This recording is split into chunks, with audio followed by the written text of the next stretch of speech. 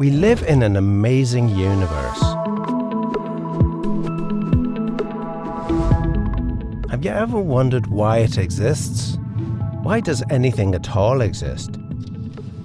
Gottfried Leibniz wrote, "The first question which should rightly be asked is, why is there something rather than nothing?" He came to the conclusion that the explanation is found in God. But is this reasonable? Everything that exists has an explanation of its existence. If the universe has an explanation of its existence, that explanation is God. The universe exists. From these, it follows logically that the explanation of the universe's existence is God. The logic of this argument is airtight. If the three premises are true, the conclusion is unavoidable. But are they more plausibly true than false? The third premise is undeniable for anyone seeking truth. But what about the first premise? Why not say, the universe is just there, and that's all? No explanation needed. End of discussion. Well, imagine you and a friend are hiking in the woods and come across a shiny sphere lying on the ground. You would, naturally, wonder how it came to be there. And you'd think it odd if your friend said, "There's no reason or explanation for it. Stop wondering. It just is." And if the ball were larger, it would still require an explanation. In fact, if the ball were the size of the universe, the change in its size wouldn't remove the need for an explanation. Indeed, curiosity about the existence of the universe seems scientific and intuitive. Someone might say, if everything that exists needs an explanation, what about God? Doesn't he need an explanation? And if God doesn't need an explanation, then why does the universe need an explanation? To address this, Leibniz makes a key distinction between things that exist necessarily and things that exist contingently.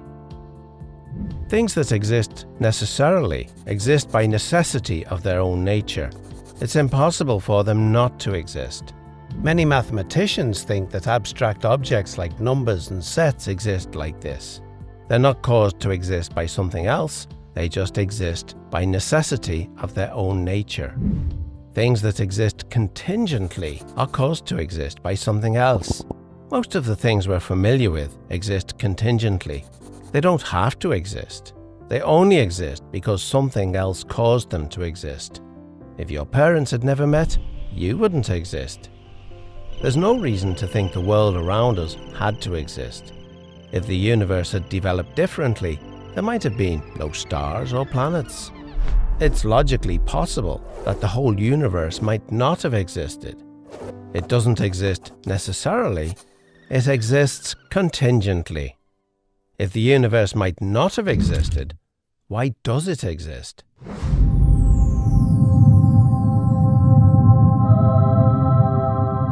The only adequate explanation for the existence of a contingent universe is that its existence rests on a non-contingent being, something that cannot not exist because of the necessity of its own nature. It would exist no matter what. So, everything that exists has an explanation of its existence, either in the necessity of its own nature or in an external cause. But what about our second premise? Is it reasonable to call the explanation of the universe God? Well, what is the universe? It's all of space-time reality, including all matter and energy. It follows that if the universe has a cause of its existence, that cause cannot be part of the universe. It must be non-physical and immaterial, beyond space and time. The list of entities that could possibly fit this description is fairly short, and abstract objects cannot cause anything. Leibniz's contingency argument shows that the explanation for the existence of the universe can be found only in the existence of God. Or, if you prefer not to use the term God, You may simply call him the extremely powerful, uncaused, necessarily existing, non-contingent, non-physical, immaterial, eternal being who created the entire universe and everything in it.